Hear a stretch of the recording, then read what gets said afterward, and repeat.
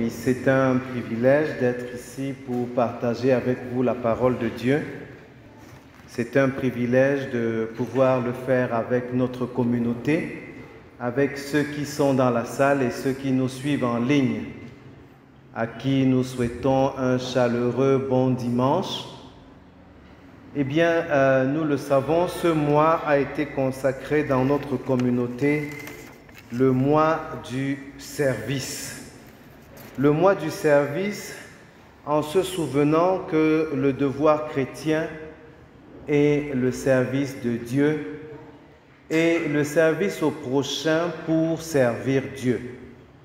Donc le service de Dieu à lui-même, le service de Dieu à travers le service du prochain, le service de Dieu à travers le service dans l'Église. Parce qu'il nous rappelle en Éphésiens 2, nous savons les versets 8 à 10, que nous récitons très souvent et que nous allons afficher, que nous ne sommes pas sauvés par les œuvres, mais que nous sommes sauvés pour les bonnes œuvres qu'il a préparées d'avance. En effet, c'est par la grâce que vous êtes sauvés, par le moyen de la foi, et cela ne vient pas de vous. C'est le don de Dieu. Ce n'est pas par les œuvres afin que personne ne puisse s'en vanter. En réalité, c'est lui qui nous a fait. Nous avons été créés en Jésus-Christ pour des bonnes œuvres que Dieu a préparées d'avance afin que nous les pratiquions. Donc nous ne sommes pas sauvés par les bonnes œuvres, mais nous sommes sauvés pour pratiquer les bonnes œuvres qu'il a préparées d'avance. Nous sommes donc sauvés pour le service.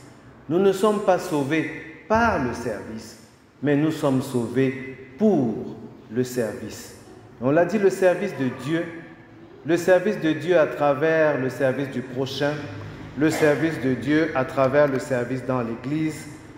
Aujourd'hui, je voudrais en particulier parler du service à la personne, du service au prochain, avec une question que j'allais qualifier de fameuse. Qui est mon prochain? D'où vient cette question, qui est mon prochain?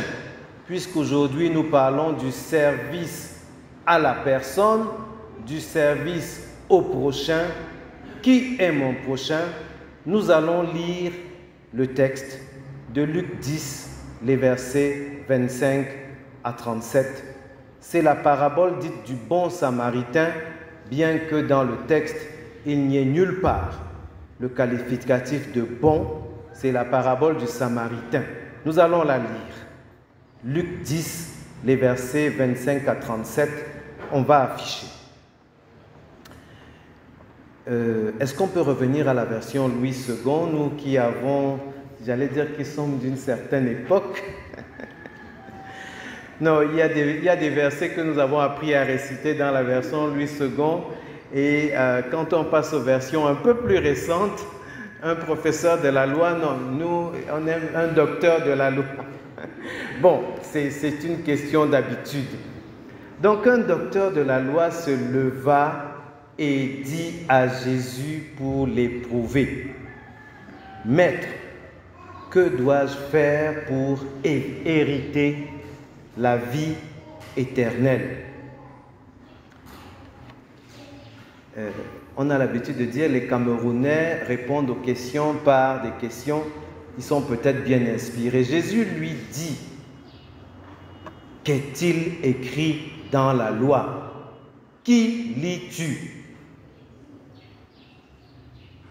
Il répondit: Tu aimeras le Seigneur ton Dieu de tout ton cœur, de toute ton âme, de toute ta force et de toute ta pensée, et tu aimeras ton prochain comme toi-même.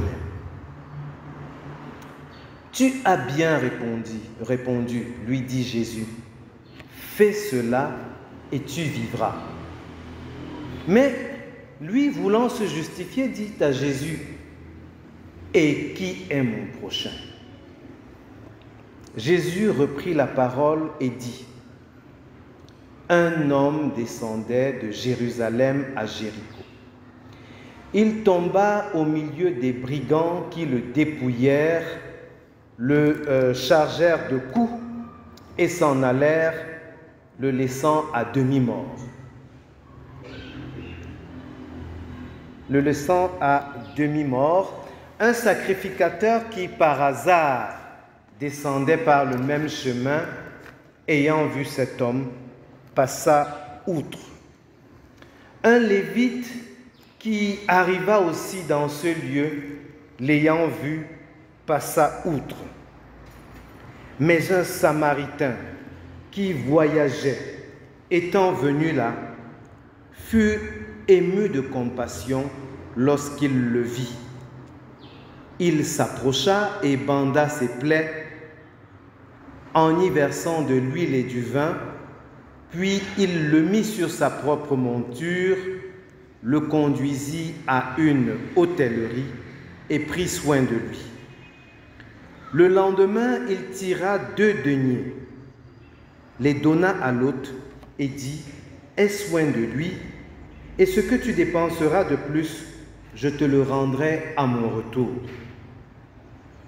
Lequel de ces 3 te semble avoir été le prochain de celui qui est tombé au milieu des brigands? Verset 37. C'est celui qui a exercé la miséricorde envers lui, répondit le docteur de la loi.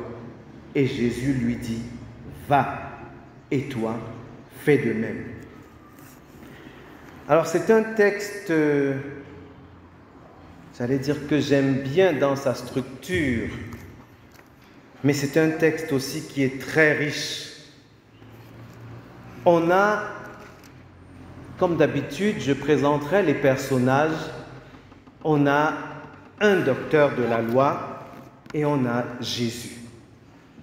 Ils s'entretiennent et Jésus raconte une parabole qui ici a un autre nombre de personnages, notamment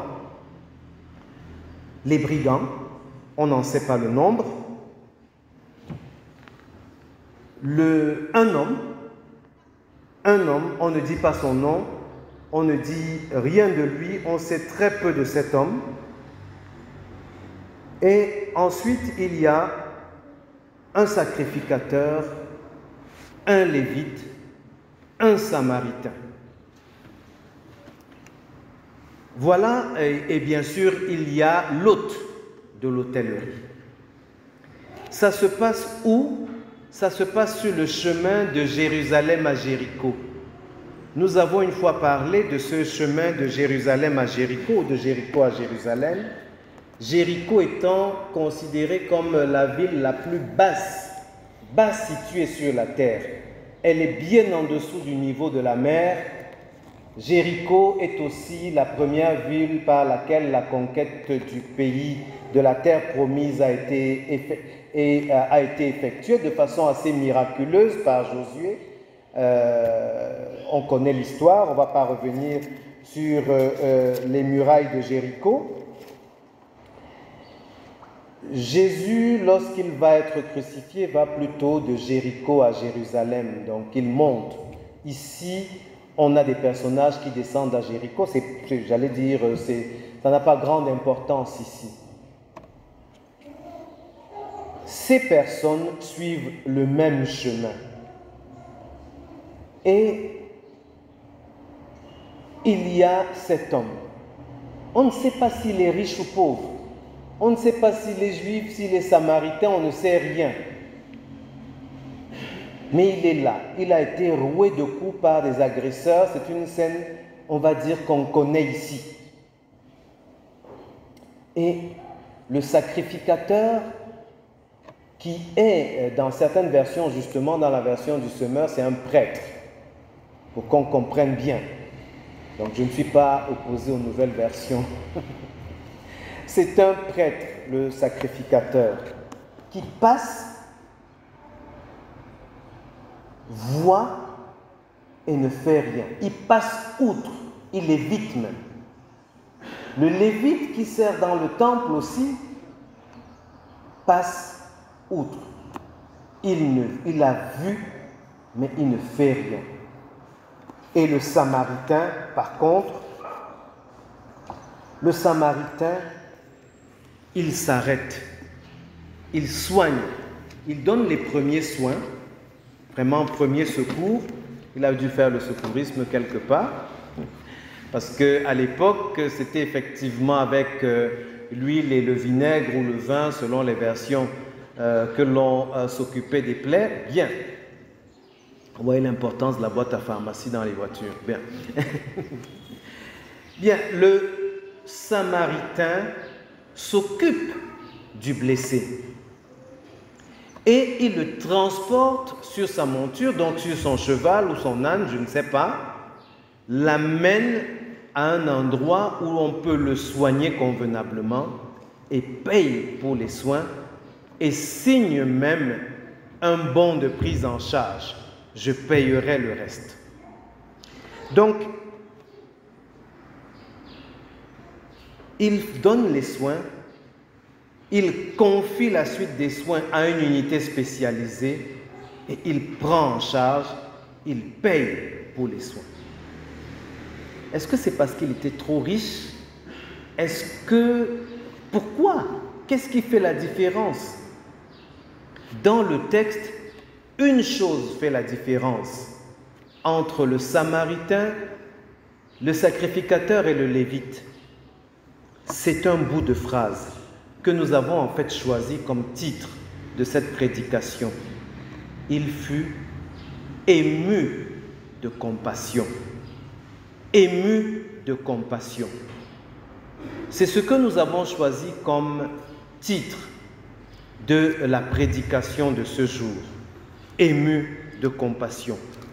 Le Samaritain est ému de compassion après avoir vu et s'être arrêté. Il est ému de compassion et il prend soin. Et l'on va se rappeler que cette expression de Louis II, ému de compassion, est utilisée de nombreuses fois, mais surtout parlant de qui? De Jésus-Christ lui-même. Parlant de Jésus-Christ lui-même, parce que la Bible dit par exemple que c'est ému de compassion, Matthieu 9, 36, c'est ému de compassion qu'il a pris soin de la foule qui était abandonnée, qui était sans berger. Est-ce qu'on peut afficher Matthieu 9, 36? Voyant la foule, il fut ému de compassion pour elle parce qu'elle était languissante et abattue comme des brebis qui n'ont point de berger. C'est ému de compassion que Jésus a opéré des miracles vis-à-vis de lépreux, vis-à-vis la résurrection de Lazare. C'est ému de compassion. Il y a cette expression ému de compassion. Mais c'est quoi la compassion?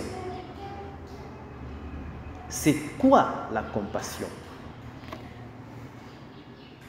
Les dictionnaires, les grands livres nous apprennent que la compassion, dans son origine latine, c'est souffrir avec.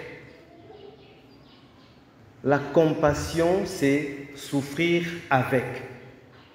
C'est, dit-on, être remué dans ses intestins. Donc c'est quelque chose qui vous bouleverse, c'est quelque chose qui vous entraîne.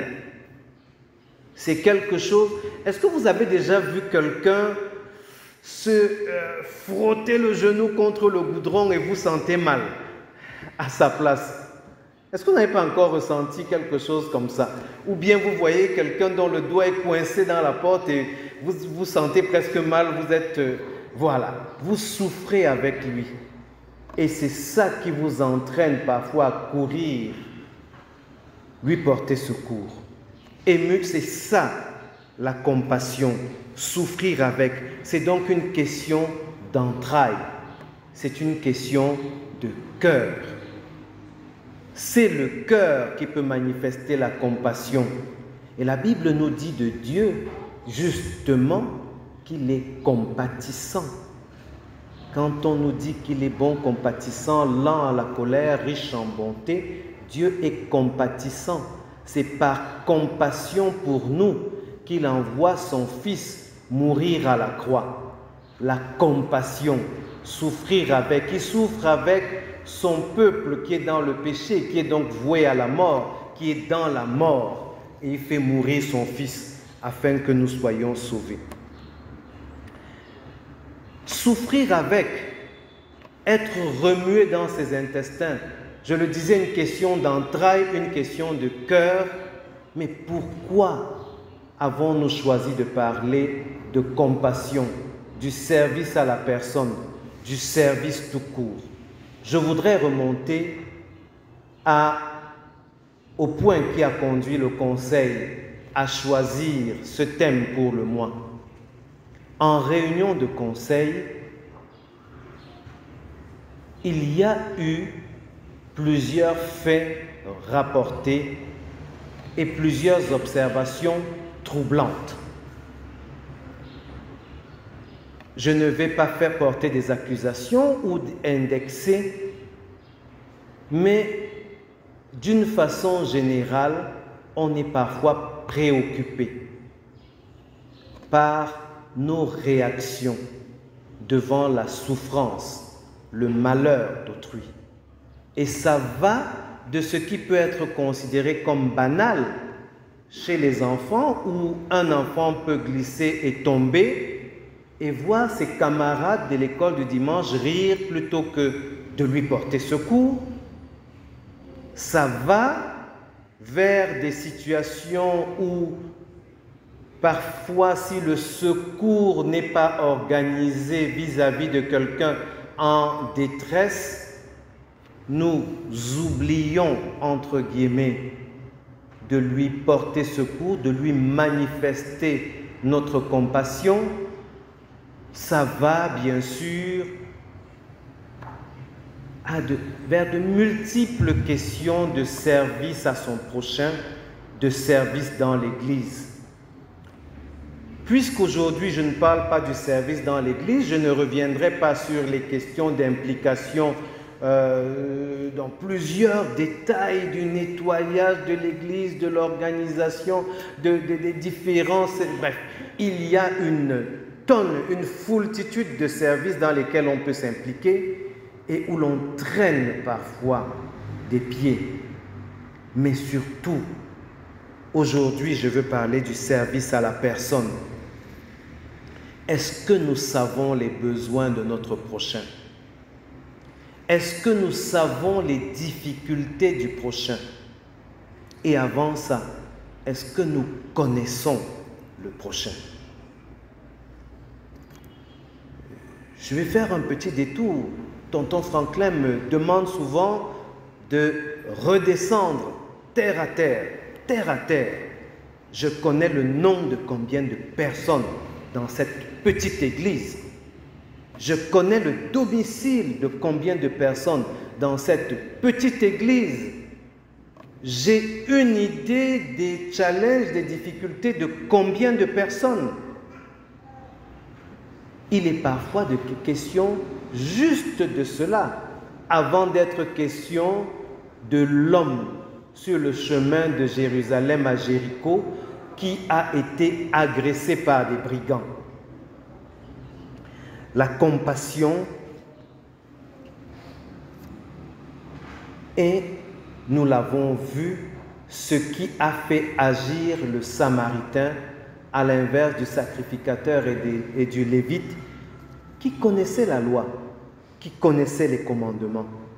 Et la compassion est la réponse que Jésus présente au docteur de la loi qui sait qu'il doit aimer le Seigneur de tout son cœur, de toute sa pensée, de toute sa force et son prochain comme lui-même.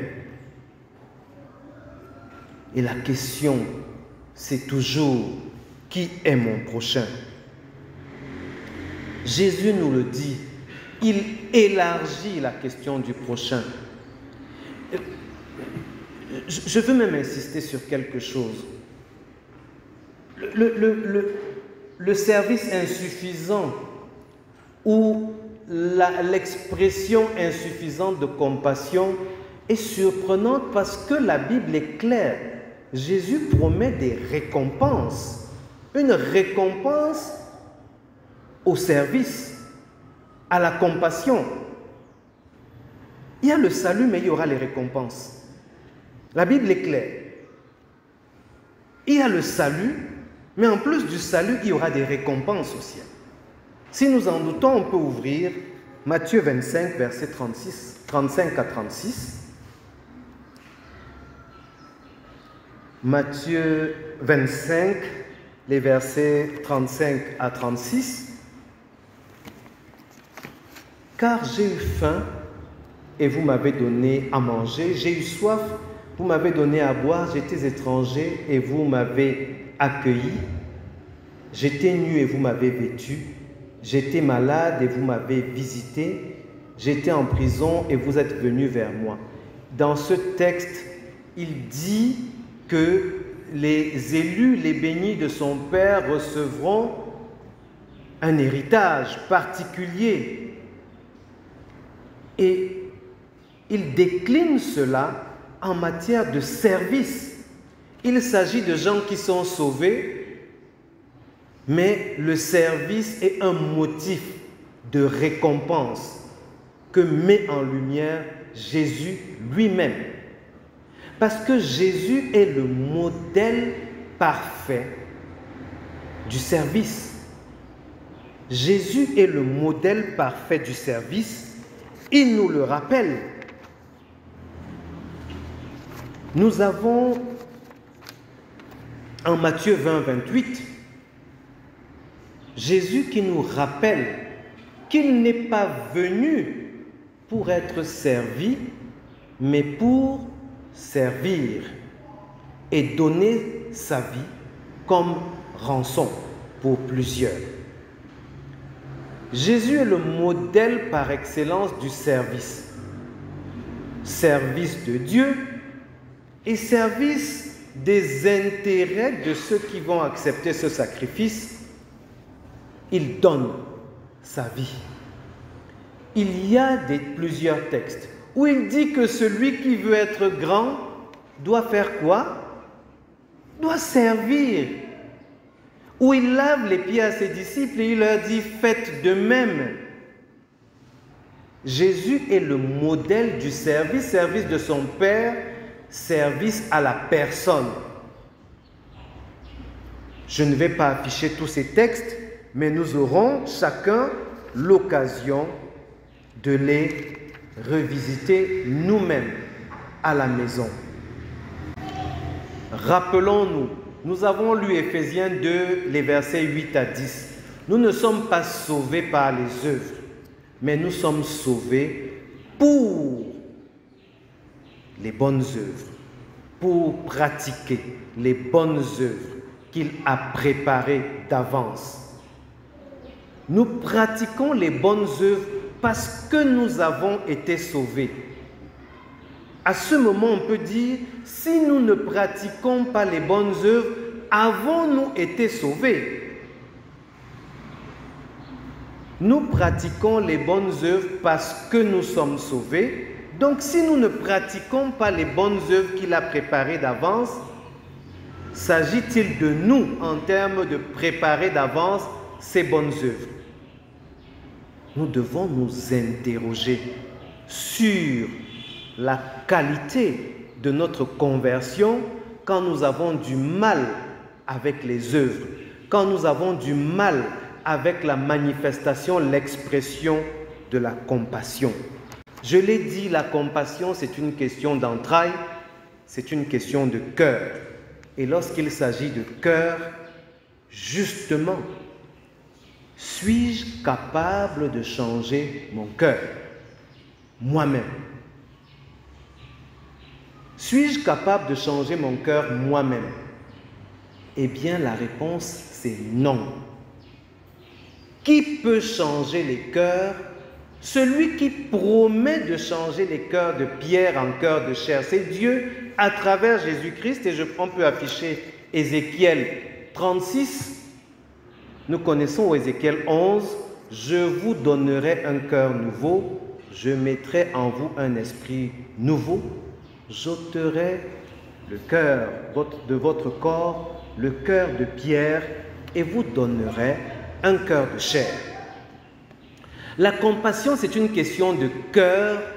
Ne pas pouvoir manifester, exprimer la compassion doit interroger le cœur, doit amener à s'adresser à celui qui peut changer le cœur.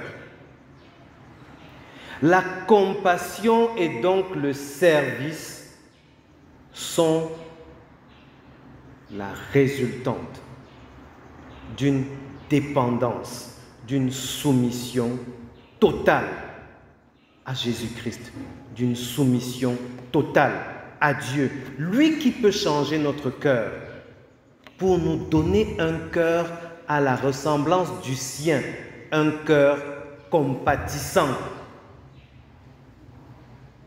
Parce qu'il le dit, Jean 15, 5, nous connaissons, qui peut réciter. Je suis le cep, vous êtes les sarments. Celui qui demeure en moi et en qui je demeure porte beaucoup de fruits, car sans moi, vous ne pouvez, mais pas vous pouvez faire un peu. Vous ne pouvez rien faire, rien. Sans moi, vous ne pouvez rien faire. C'est ce que Jésus dit.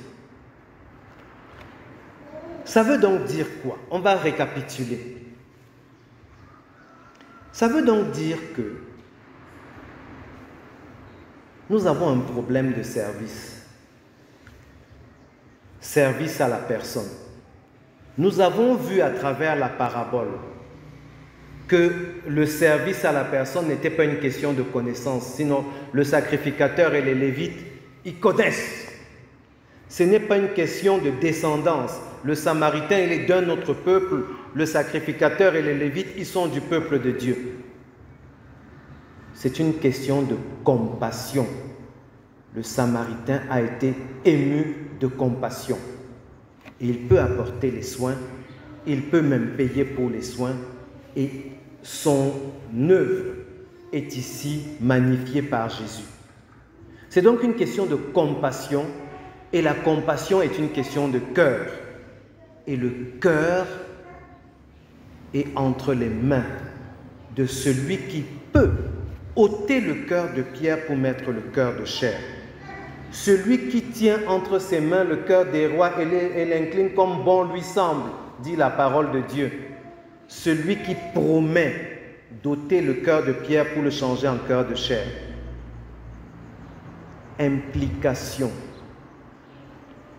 Mes difficultés avec le service, mes difficultés avec la compassion doivent m'amener à retourner vers lui. Parce qu'il dit que c'est lui qui met en nous le vouloir et le faire. Et sans lui, nous ne pouvons rien faire. Pour crier à lui, Seigneur, je désire ce que tu apprécies. Je désire ce cœur de chair. Je désire ce cœur compatissant pour accomplir, pour pratiquer les bonnes œuvres que tu as préparées d'avance.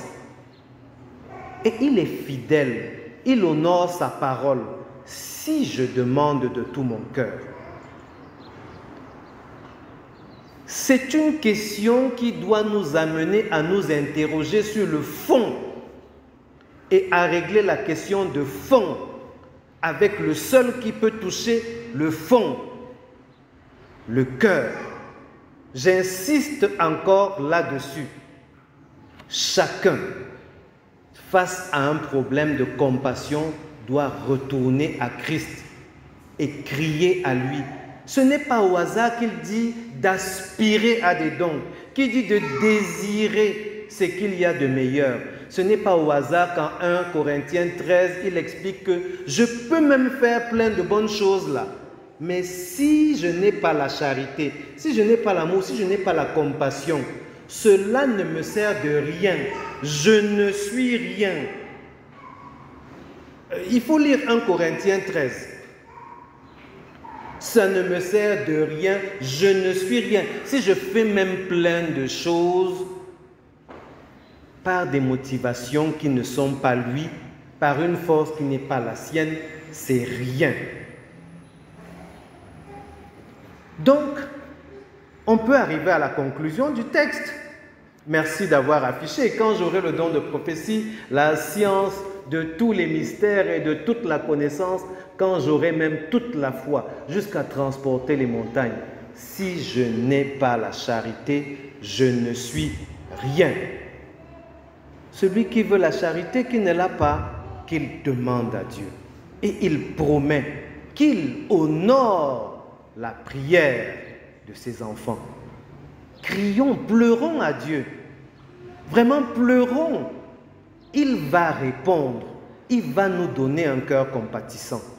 Et je veux lire le verset 37 de Luc 10, justement, qui est la fin. Lorsque Jésus lui demande donc, ok, ta question au verset 33, c'était qui est mon prochain? Maintenant, toi-même réponds, après avoir suivi la parabole. Le docteur de la loi, il répond, c'est celui qui a exercé la miséricorde envers lui, répondit le docteur de la loi. Et Jésus lui dit, va, et toi, fais de même. Qui est mon prochain? C'est celui avec qui j'ai une relation de miséricorde. Celui avec qui j'ai une relation de compassion en réponse au commandement de Dieu d'aimer le Seigneur de tout son cœur, de toute sa force, de toute sa pensée, d'aimer son prochain comme soi-même. Et maintenant, vis-à-vis de ce prochain, va et toi, fais de même. La compassion, c'est donc une question de dépendance totale à Christ.